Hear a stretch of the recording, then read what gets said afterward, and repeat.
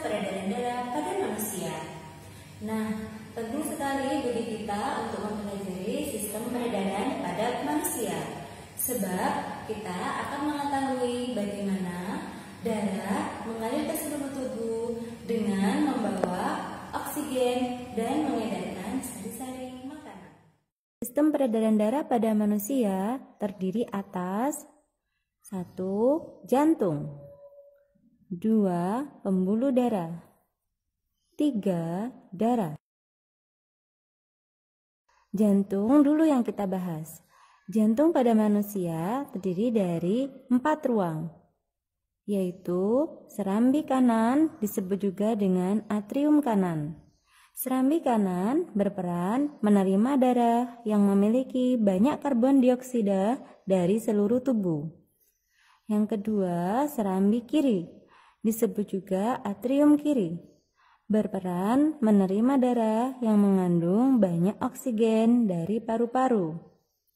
Selanjutnya ada bilik kanan, disebut juga ventrikel kanan, berperan memompa darah yang mengandung banyak karbon dioksida ke paru-paru.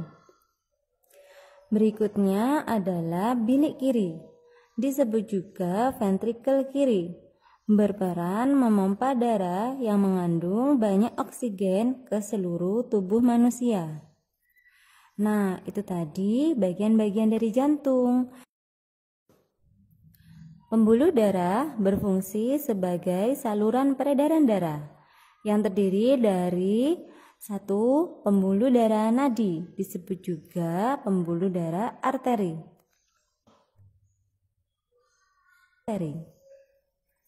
Pembuluh darah yang keluar dari bilik kanan jantung membawa darah kaya karbon dioksida menuju ke paru-paru.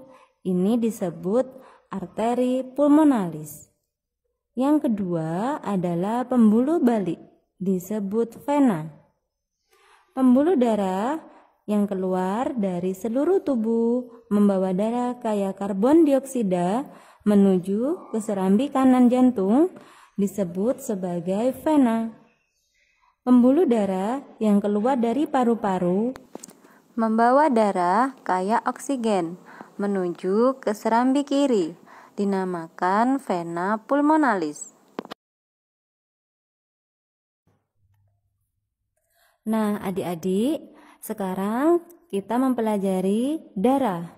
Darah yang disalurkan melalui pembuluh darah berfungsi untuk mengatur suhu tubuh, mengedarkan oksigen ke seluruh tubuh, mengedarkan zat makanan dan zat sisa hasil metabolisme, melindungi tubuh dari bakteri dan virus, dan mencegah hilangnya darah melalui mekanisme pembekuan darah. Mari kita adik-adik kita lihat peredaran darah manusia yang melibatkan jantung, pembuluh darah, dan darah.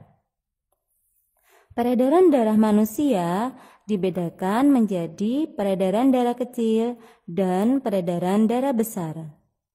Yang pertama, peredaran darah kecil.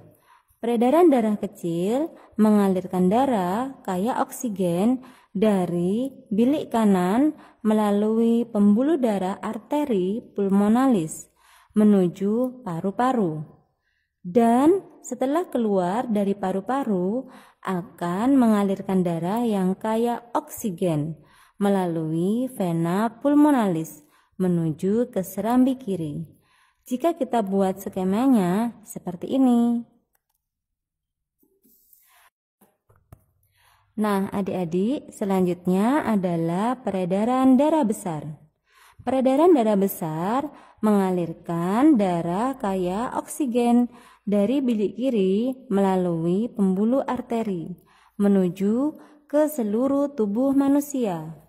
Kemudian dari seluruh tubuh manusia akan mengalirkan darah yang kaya karbon dioksida melalui pembuluh vena menuju ke serambi kanan.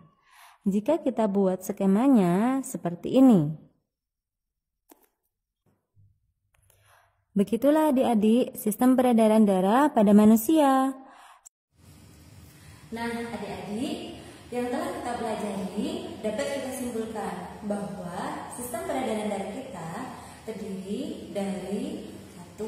Jantung, 2. Pembuluh darah, dan yang ketiga adalah darah. Sedangkan untuk sistem peredaran darahnya terdiri dari sistem peredaran darah kecil dan sistem peredaran darah besar. Begitulah yang dapat kita pelajari hari ini. Semoga ilmunya dapat bermanfaat bagi kita semua.